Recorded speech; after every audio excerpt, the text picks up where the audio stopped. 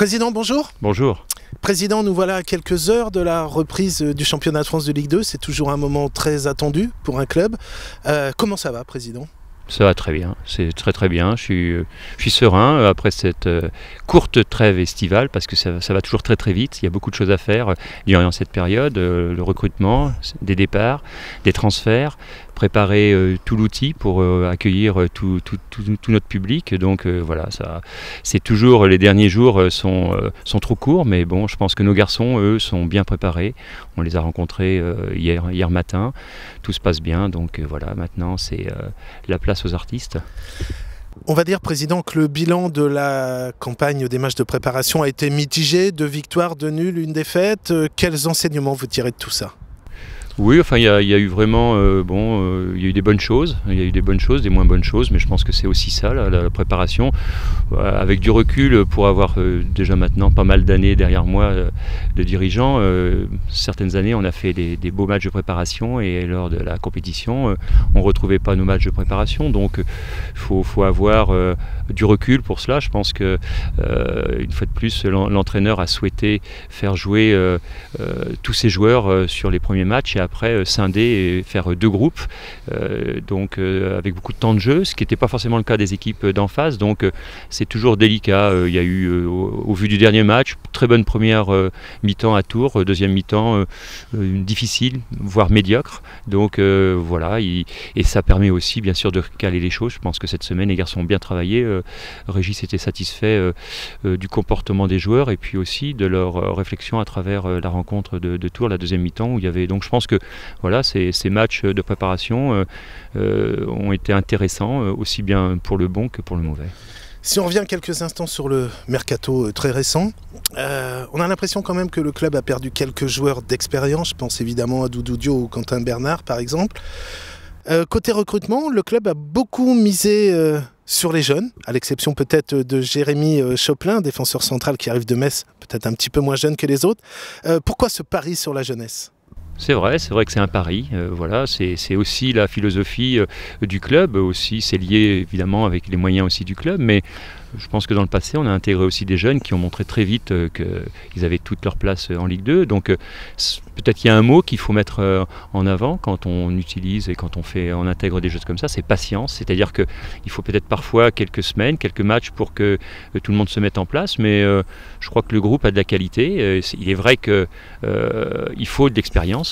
On a des garçons quand même, on a une ossature quand même d'expérience à tous les postes, offensivement, milieu de terrain, défensivement, et bien sûr Paul qui lui est en très bonne forme actuellement. Donc après l'intégration des jeunes, c'est vrai qu'il y a toujours ce doute, mais je crois qu'il y a vraiment de la qualité. Après il faut que la mise en place se fasse et que très vite ces garçons intègrent le rythme de Ligue 2 qui est peut-être le seul point que l'on ne maîtrise pas au niveau de l'intégration et le temps qu'il va leur falloir pour vraiment être des joueurs à part entière de Ligue 2. Malgré cette patience qu'il va peut-être falloir avoir, vous l'avez déjà exprimé, l'ambition des Chamois-Niortais cette saison, c'est de terminer dans le premier tiers du classement. Ça paraît quand même très ambitieux. Oui, c'est ambitieux quand on voit le groupe, quand on connaît les équipes qui sont redescendues, celles qui ne sont pas montées la saison dernière et qui sont redescendues pour cette année de Ligue 1. Il est clair qu'il y a des gros budgets, il y a des équipes qui affichent clairement la Ligue 1. Donc nous, on va faire... il est évident que c'est ambitieux. C'est réalisable. Je pense qu'il y a toujours des équipes qui viennent se glisser dans ces places et Niort a la possibilité de le faire. Et puis en fait, si on n'est pas ambitieux, on ne peut pas démarrer un championnat. Donc je pense qu'il faut...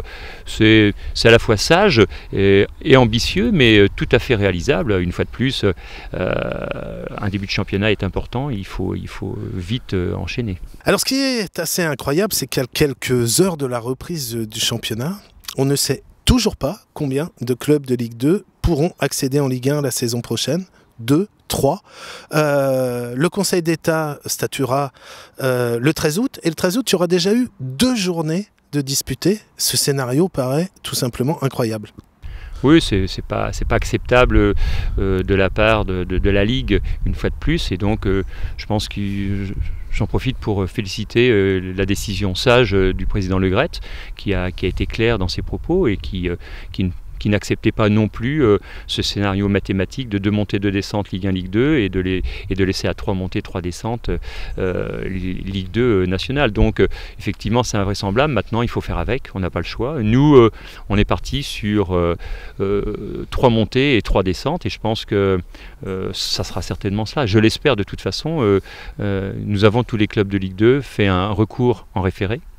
De façon à s'assurer que ce qui va se passer au niveau du Conseil d'État sera positif pour 3 montées, 3 descentes. On est d'accord, Président, c'est quand même assez catastrophique. À 1 an de la réception de l'euro dans notre pays, de voir ce qui se passe au niveau des instances supérieures du football français. Oui, c'est d'autant plus inacceptable que nous avons depuis maintenant 1 an commencé à travailler sur la réforme du football. Moi-même, je faisais partie de certaines commissions et il est clair que durant toutes ces périodes-là, ce qui était prévu, c'était si il y avait un accord entre la Ligue 2 et le National pour 2 montées et 2 descentes, il y avait effectivement un accord pour la Ligue 1, Ligue 2, mais qu'au tout début, c'était pour la saison 2016-2017. Après, il est vrai que je dirais que le comportement et la décision du président Thiriez n'est pas acceptable. Je crois qu'il faut être clair. Moi, je fais partie de ces gens qui sont plutôt dans la sagesse, trouver des solutions. Il faut que le football évolue. Le football professionnel doit évoluer, mais pour autant, il est inacceptable de faire le forcing comme ça a été fait les derniers jours de la trêve et de recommencer effectivement une saison sans que les choses soient claires. Donc ça, c'est pas acceptable et je pense qu'en fonction de ce qui se passera de la décision du Conseil d'État, soit effectivement on aura gain de cause, soit effectivement on ne saura toujours pas parce que nous continuerons à attaquer de façon à avoir gain de cause et je pense que le président Le Gret de toute façon fera le nécessaire pour que ça se passe tel qu'il l'a souhaité. Un petit rayon de soleil peut-être dans ce panorama un peu sombre du football français, c'est Michel Platini qui vient de se déclarer officiellement candidat à la présidence de la FIFA. C'est bon pour le football français d'après vous ? Oui, je pense que c'est important. C'est un homme qui a fait ses preuves à la présidence qu'il occupe aujourd'hui et je crois qu'il aura une image forte du football à l'échelle mondiale. Et pour la France, je pense que c'est quand même une personne qui est très attachée à son pays et qui va apporter certainement beaucoup de choses pour notre pays. Encore faut-il aussi que, je dirais, la Ligue nationale entende et comprenne tout l'intérêt du football. Quand je dis du football, je parle du football professionnel qui est extrêmement important, des équipes qui sont bien sûr nos grosses écuries qui représentent, qui sont la vitrine de notre football à l'échelle européenne, mais aussi tout le football qu'il y a derrière, y compris tout le football de masse. Et je pense qu'il est important, bien sûr, qu'un homme comme ça soit clair, précis et vigilant avec ce qui va se passer dans le football français. Juste pour terminer avec tout ça, on a quand même l'impression que les présidents des gros clubs de Ligue 1 ont l'ambition, au bout du compte, d'avoir une sorte de ligue fermée, quoi. Plus de risques pour leurs équipes, quoi. Oui, c'est ça, oui. J'étais confronté à ces présidents lors de certaines commissions où ils n'hésitent pas à dire qu'ils ne souhaitent plus, bien sûr, accompagner la Ligue 2 et qu'il faut essentiellement aider les grands clubs de façon à pouvoir rivaliser avec l'Europe. Mais il y a beaucoup de choses qui font que ça ne suffira pas. Les droits télévisuels de la Ligue 2 ne permettront pas, si on les transfère en Ligue 1, ne permettront pas de toute façon à ces grands clubs de rivaliser avec l'Angleterre, l'Allemagne ou d'autres pays. Et il y a aussi un problème de culture. Je pense qu'il faut retravailler tout cela. Et je crois que l'ambition de ces présidents et de ces grands clubs fait fausse route dans la façon dont ils veulent faire les choses. Et je crois qu'il faut impérativement qu'on retrouve, je dirais, de la sérénité, qu'on avance dans cette réforme, mais pas au prix de supprimer effectivement une grande part du professionnalisme en écrasant tout. Et surtout que ces grands clubs pensent que sans toute la masse du football français, j'entends par là la Ligue 2, le National et tout le football amateur, ils n'existeront plus à moyen terme. On va revenir maintenant plus particulièrement au Chamois-Niortais Football Club pour parler de sa santé financière, parce que c'est important ça aussi. Alors comment ça va, Président, à ce niveau-là ? Très bien, sincèrement, voilà, on peut bien sûr que ça peut toujours aller mieux, mais on gère ce club comme une entreprise depuis pas mal d'années, et donc je dirais que notre équilibre financier est sain, notre volonté est d'avancer, de continuer à ce que nos capitaux propres soient en bonne santé, ce qui est le cas. On a transféré un garçon cette année. C'est vrai que Yann Bardet est un garçon de qualité qui a fait un court passage chez nous. On aurait souhaité le conserver un peu plus, tant le joueur que le garçon, mais en même temps on est heureux aussi pour lui. Il va découvrir un nouveau championnat. Après, évidemment, c'est un transfert, donc il y a des retombées intéressantes, et ça permet bien sûr à notre club beaucoup de sérénité financière et de voir sur cette saison et sur le futur d'une façon très, très sereine.